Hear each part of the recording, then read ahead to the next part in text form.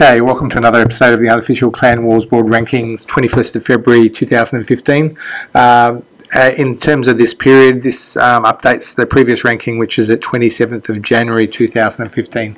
In this period, we have 12 new Elite Wars, we have 2 new additions to the Elite group, and we have the most amazing situation at the top. So I won't give away what's happened there with the sort of top rankings, but it's really interesting in terms of what's happened at the end. Now, just before we dive in, I want to just reflect on the state of the game right now in terms of Clan Wars. I think there's been quite a significant change in this period. Firstly, I know it's Chinese New Year, so you're getting less matchups. But the second more important issue is we're seeing bases with much tougher hybrid defense, and what seems to have happened at this period is that with much tougher hybrid defense, some clans can just seem to crack this defense at will, and the top clans are putting on more and more 3 stars, and yet the clans at the lower part of the elite group are struggling with the better hybrid defense. And the result of that, you'll see through the results, is we're seeing bigger and bigger differences in the matchups, and we're seeing a bit of a gap emerge between the top part of the elite group and the bottom part of the elite group, just with that difference in capability, the ability of the lower ranked elite clans to crack the tough hybrid bases. As they're struggling with that, we're seeing the group splinter a bit, and the sort of field is spreading. Now, to start the video, first I want to just cover some quick things in relation to the methodology that have come up this period. So firstly, on the ranking system, warring at 45s only, some feedback I got at the start of the fortnight, not necessarily delivered in a particularly helpful way, but I think that the point people were making is that the clans that were warring at 45 people felt were stronger. Now, I've decided to keep the ranking system at covering clans that are warring between 35s and 50s, and let me explain the reason why now. In terms of, this is a matchup-based system, and one of the challenges of a matchup-based system is that, say you've got the number 1 versus number 2 in a sport, and the number 2 keeps losing to the number 1. In a matchup-based system, that number 2, with the continued losses, might end up being ranked 3 or ranked 4, or slightly out of place, because they keep fighting the number 1 player and keep losing. Now, that's an issue with ranking matchup-based systems. But what happens is that number 2 player goes, well, perhaps I should fight the number 3 player or number 4 player for once and get my ranking back up. And that's exactly what happens. And that's what's going to happen in this system. Whereas last ranking period, Crucible dipped 1 rank below Exodius, but the points were a bit low. What have Crucible done? After some losses to really tough clans, Crucible have gone and fought Exodius and beat them handsomely, and of course their ranking jumps above Exodius. This is a proven system, and because of rational behaviour and almost ranking arbitrage, it'll adjust for that. But what I don't want to do is I don't want to put in the system a bias to say clans that an additional bias to clans that are warring at 45s only, because already with the way the system works and favours clans that fight and beat tough clans, it already has an arbitrage that promotes the ranking of clans that are fighting in the tougher sections. But what I don't want to do is, in 6 months' time or 12 months' time, who knows? The best clans might be warring at 40, or the best clans might be warring at 35. And if I put in an artificial rule that overrides the proven system, the system won't adjust for it. It's a proven system, but it's also an adaptable system. And so the reason why I'm not going to just limit the system to 45s is because the system does adjust for it. It just sometimes takes a little time. Now, in terms of additions to the group, we've got some feedback saying, look, could we perhaps have the group, so if someone puts a 3-star in elite clan, they get added to the group. Now, 2 responses to this. One is, this is just a manual spreadsheet system for me, and just to keep it manageable, I just can't let heaps of clans in. If it was 1 3-star in any elite clan, the group had grown, I just couldn't manage the size of the group. Plus, I'd run into data issues. The second issue is, particularly with the what I mentioned at the start of the clip video, is there's a widening gap between the lower parts of the elite group and the high parts of the elite group, just with the current issues in the game. It might be a temporary thing, and so I don't want to add more clans to the lower part of the group because they're just not going to be competitive with the current state of play. Next, someone asked, could we do set ranking periods? Look, I think that'd be a great idea, but this is just a casual thing for me, so I'll just do it when I fit it in. Sorry about that, but that's the way it is. Next, people are asking, look, if there's so much, if some people are, jumping up and down about, these rankings, why do we rank? Well, frankly, this is unofficial. It's just a bit of fun. If you like it, great. If you don't like it, it's okay. But the reason I do this was just to add a bit more objectivity into the discussion about who's going well and who's not, and maybe create a bit of competition. But it's just a bit of fun, and it's unofficial, and so if you don't like the rankings, that's okay. But I think it adds to the game. Now, the final thing I just wanted to do really quickly is I just want to, especially after this rather noisy period, I just want to acknowledge all the clans that just don't trash talk other clans, and particularly the high rank clans that don't trash talk lower rank clans. I think I really love the behaviour in wars where all the clans wish each other good luck and they fight it really hard, and at the end of it it was a war hard fought. Particularly the Asian clans are really good at this, play the game with style, and I think this is everyone appreciates a clan that plays hard and doesn't trash talk others, and people have respect for those clans. And so I just want to acknowledge the majority of the game that doesn't trash talk and plays the game with real style. Everyone respects a champion without a big mouth, and the more of that we see, the better. It's good for the game and makes it really fun. Now, on to the Elite Clan War group. We've got only 16 Elite War clans as at is actually 21st of February. 2 drop out. The Arabic clan Peninsula Shield hasn't had any Elite Wars in the past 50 days. I've also decided to retire Ice Ice Baby from the group. Look, they're not... They've got a different view to Clan Wars now. That everyone will remember them as the best war clan for many, many wars. They will probably set a record that will never be beaten. But the reality is they've retired from Elite Wars, and so I'm going to retire them from the group. The 2 clans in orange, they haven't fought an Elite War in this period, so they may drop out next period. We'll have to see if they fight an Elite War. But the group is 16 Elite War clans into the period. Now, getting on to what everyone's waiting for, the results. Now, so first result this period, MKMA versus CN1. Look, and this is, you'll find this through the period. We've got a lot of big differences in results, and I think we are seeing. I think this is in part an issue with the bases and capabilities. That there are bases that the top clans can crack all the bases.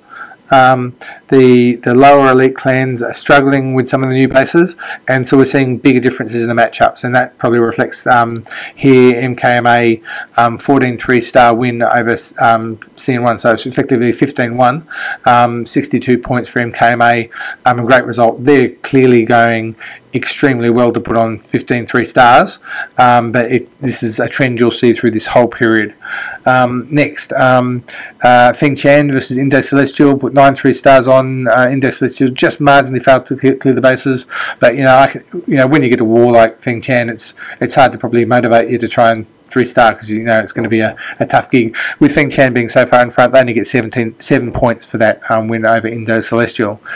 Next one, In the Dark versus VN Champions. Okay, this is an interesting war. I think VN Champions tried to match in the Dark start time. VN Champions got no fear; they'll match anyone. But In the Dark, a good win for them. It was 11 3-stars to 7, 101 to 97. So 48 points for In the Dark there. But all credit to VN Champions, no fear of any matchup, and love the way they play the game.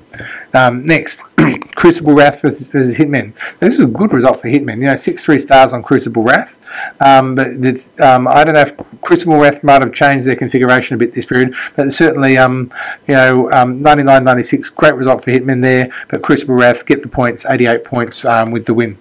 Next one, CN1 versus Farming Kings, 86-81. CN1 being well ahead of Farming Kings, only get 27 points for that. Next one, Crucible Wrath versus Exodius. Again, probably a correction of an anomaly in the with a matchup based system. Crucible Wrath were 1 rank below Exodius in the prior period. They're a very good clan, but the most interesting thing here is that Crucible Wrath, to talking to them, they've got their top team back together. Now they're a former #1 clan, and them putting on 15 3-stars is something we haven't seen for a long time. Now I know Exodius probably had a weaker batch of bases prior to that war, but still 15 3-stars is pretty impressive. They get 90 points from that win. Exodius, we've got to say, struggled on Crucible Wrath's bases. They've done a lot of work on their bases, and so, you know, a big win for them. All credit to them. I was just really impressed with both their hitting and their bases. They're in good form, and it'll be really interesting to see when they run up to a tough matchup in the next period against one of the other big clans, to see whether they can carry that through for another war. Next in the period, In the Dark versus Exodius. Exodius only put on the 1 3-star versus In the Dark, and this probably reflects what I'm talking about in terms of the differences between the clans. There are clans that are struggling to crack the current hybrids, and the clans that are doing it easy. You'd expect this result, In the Dark being, you know, well ahead on points to Exodius. They only get 33 points for that win. MKMA versus Forester Arms. MKMA putting on 18 3-stars. So again, another indication that they are just almost cracking bases at will. And so 18 3-star victory. You'd expect MKMA to win that. They're a long way ahead on points. Only 19 points for that win in terms of going ahead. Now next, In the Dark versus Getting Dark. Now I guess you expect this result. 85 points for In the Dark with beating their clan Getting Dark. But I think it's a really good result for Getting Dark there. In terms of only letting in 7 3-stars versus In the Dark. They've obviously done a lot of work on their bases, and it might have been in preparation for the next war, because then Getting Dark matched up with Exodius, and Getting Dark actually pulled off a stunning upset in beating Exodius 84-81 and get 168 points for that. So that will see Getting Dark move well up the ranking. But I've got to say, this also probably reflects that Exodius had a lot of clan turnover in this period, and so Exodius is recruiting right now, but with a lot of losing a lot of players, Exodius not the hitting power that it had coming into the period, and only put on one 3-star versus Getting Dark, although Getting Dark probably had their bases sort of refined after the end of the Dark War. So look, great victory there for Getting Dark. All credit to them. I love the style they play the game. They play the game with a really good attitude, really refreshing, and you know, I'd love to see them go further. If they can continue to develop, it'd be great to see another top war clan in the group. Next, 300 versus Hitmen. So 300 produced somewhat of an upset, but I'm going to say, look, 300 sometimes hit really well. Exodius know this for a fact too, and so can pull off some surprises. So 95-92, a lot of points for them because Hitmen are ranked higher, but that will see 300 move into the top 10 for the first time. Congratulations to 300 on such a great win, and congratulations on making the top 10. Now the final war of the fortnight, a stellar result, an absolutely amazing result. We saw Feng Chan collide with Yunyu. Now I don't know if this result is at all affected by Chinese New Year or anyone being away, but the result is just insane, which is, look at this, Yunyu, oh actually I've got the plus to the wrong side, so Feng Chan beat Yunyu 109-103, so they put on 19 3-stars to 13, and I think they also had a 94 and a 92, so they could have had 21 3-stars. That's 192 points to Feng Chan, not Yunyu, but that has some that's an incredible war, but it also demonstrates the point that I'm saying is these top clans are cracking everything at the moment. There's almost nothing that will hold. In fact, possibly nothing will hold. You know, I'm trialing things, I'm taking risks, and you know, I'm getting 3-star with taking risks. But it's a matter of searching for what will hold, because at the moment any of the current designs, the top clans seem to be able to crack. And if they're cracking, in 24-hour period, 19 bases, they've actually, probably cracked 21. The fact that they came close to the other two, that says that nothing of the current thinking is holding, and that is, shakes the clan war world in terms of anyone who's going to come up against either of those two clans is going to be in for a tough fight, and particularly Feng Chan. So congratulations on Feng Chan on an amazing win. Last period I was thinking no one was going to beat Yunyu, and then they've gone and done it. Okay, where does that leave the rankings? Well, rank 10 clan and a new entrant to the top 10 is Getting Dark. So congratulations to them. A great win versus Exodius. They're clearly doing a lot of work on their attack and their bases, and turning into a very good clan, both with their war against In the Dark and Exodius, two really strong results, and they enter the top 10 for the first time with that win. Next, rank 9, 300, again with a great win over Hitmen. Look, 300 I think have been showing this sort of form for some time, the potential to enter the top 10, and finally they're there. They've got a tough matchup today. They just drew Crucible Wrath, so that's going to prove a challenge for them, but look, there's a big points difference. They might not lose many points, and they'll probably end up holding their spot at number 9 even with a loss there. Now rank 8, CN1, even with the big loss, MKMA were ranked well above them. They didn't lose that many points, and so they're rank 8 this fortnight, just slip a little from the last period. Next, rank 7, VN Champions, the clan with no fear, having lost In the Dark, lost some points from that, but just slipped back. Only I think it's actually they were ranked 6 or 7 last period, so they're almost holding their place, but with only the one matchup and a loss, they've just hold rank 7. Now rank 6 is, this is an interesting one. So I was not sure about leaving them in the group, but it's this is Husha Longsu. They haven't fought this period, but with losses by CN1, VN Champs and Exodius, they actually move up from rank 9 to rank 6 by the fact that the other clans have gone backwards. Now the interesting thing here is you look at the clan doesn't look to be in such good shape. It's got lots of low level players there. It might just be the Chinese New Year. I'm going to leave them in the ranking group on the basis that it's Chinese New Year and maybe there's just people on holiday, but it might be this clan is no longer such a strong war clan and might drop out of the elite group just based on the numbers next period. Now it gets interesting. Rank the top 5. Now number 5 is Crucible Wrath. They've only had the one win this period. That was against Exodius. They got a lot of points, but there's been lots of movement up the top, and the clans that seem to be warring and matching up more are the ones that have moved ahead. So Crucible Wrath, with only the one matchup, only move up one spot from rank 6 to rank 5, but look, if they can put the team together they put together against Exodius, it's going to be really interesting from here. That said, the competition at the top 5 is just insane. So rank 4, MKMA, 2 enormous wins this period, putting on lots and lots of 3 stars. They're on holiday at the moment. You can see the numbers down to 32, but they're putting together a lot of 3 stars, and it'll be really interesting to see some more big matchups with them and to see whether they can put that many 3 stars on some of the other really top clans. Now the top 3. Now with the big result this fortnight, there were a lot of points lost with the upset win by Feng Chan over Yunyu, and what that's done is actually pulled Wai or Yunyu to rank number 3 this fortnight. So which is amazing because it looked like they could never be beaten, and then Feng Chan pulls a rabbit out of the hat. So, but I've got to say the top 3 is extremely close, and this will almost undoubtedly change next period, given the form that they've shown for so long. Now, which really raises the question of who's number 2 and who's number 1. Well, the number 2 ranked clan in the world right now, with several wins this period, but only mostly over lower ranked clans, is In the Dark. And so the number 1 clan in the world right now, with the most stunning win I've seen in Clan Wars for ages, is Feng Chan. Congratulations with a performance like that. You deserve to be number one.